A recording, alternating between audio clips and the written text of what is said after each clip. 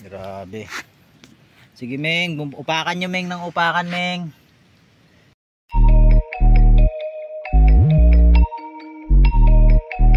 So yun, mapagpalang araw sa ating lahat mga idol. So ngayong araw to, hindi ako magmumukbang. Panuorin nyo kung paano magmukbang ng gulay yung alaga naming pusa dito sa bukid mga idol. Hindi pa kayo nakakita alagang pusa kumakain ng gulay, panoorin nyo. Tara na. So yun mga idol, dito tayo ngayon. Nakakamanghang pangyayari na aking natuklasan dahil dito sa aming mga alagang pusa. Tingnan mo mga idol, kumakain siya ng gulay. Yung okra yan ang inuupakan niya. O di ba? Panoorin mo kung paano niya lalantakan yung okra mga idol. Baka sa talang buhay nyo hindi pa yun nakakita ng alaga nyo kumakain ng gulay. Dito lang yan.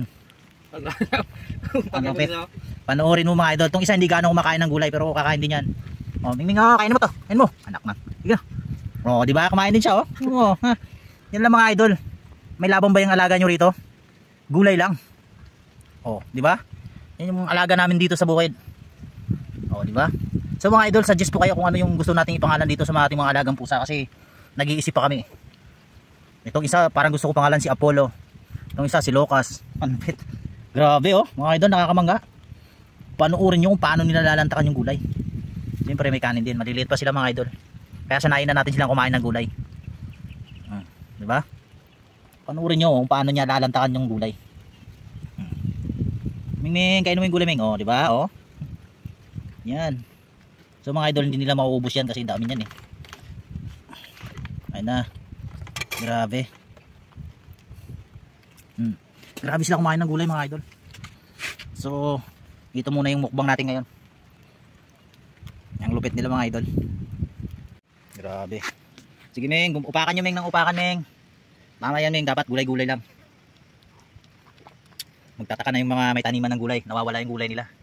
Akala tao yung kumukuha, pusa pala. O yan Meng. Okra po yung inuupakan nila mga idol. Grabe yung isa, grabe yung umupak singwan. Gulay.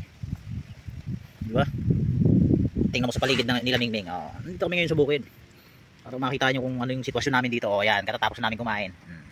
Ito yung aming lutuan. Siyempre, yung mga alaga tayo rito. Yung mga tira-tira nating gulay, ipapakain natin sa kanila. Ayan.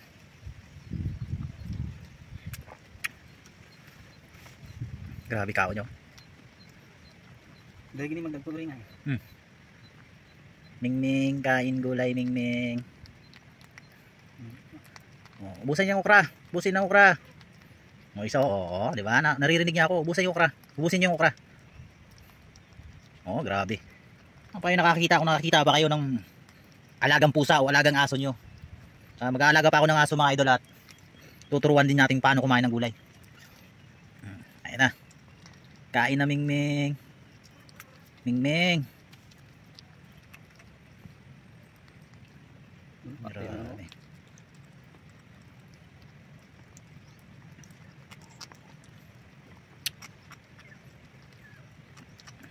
Grabe yung lantakan oh. Grabe. Baka no Ming. Gulay lang. Ang Ming oh, baka Ming. Ayan. Grabe.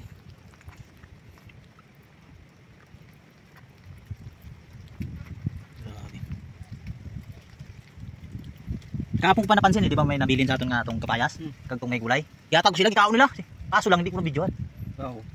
Tingala gyapon kaso paubos na sigula. Kuyong ako ring ni. Kaon singkuan. Gulay. Grabe. Kailangan long video para makita nila. Ming, ano pa yan Ming? Grabe. Busog na. Di ba? Yung alaga nyo ba mahilig sa gulay? Ha. Ari na mga ano? Mga dowlims. Mga dowlims. So yun mga idol, nakita nyo na kung gaano umupak yung aking mga alaga. Yan. Di ba? Lupit na mga alaga namin dito. Sinasana yan. Napulot lang yan ni Commander Toto dun sa hindi mo napulot ko? Sa Nyugan. Siguro itinapon to ng may-ari, salbahe yung may-ari na yun ha. Tinapon mo tong alaga mo ha. Tingnan mo ngayon, tinuruan ko na siya paano kumain ng gulay. So sino ka man nagtapon ng alaga ng pusa, salamat sa iyo. At nagkaroon kami ng alaga rito sa bukid. So hanggang dito na lang uli. Muli mga idol, once again at mapagpalang araw sa ating lahat at turuan natin kumain ng gulay ang ating mga alagang hayop. Time.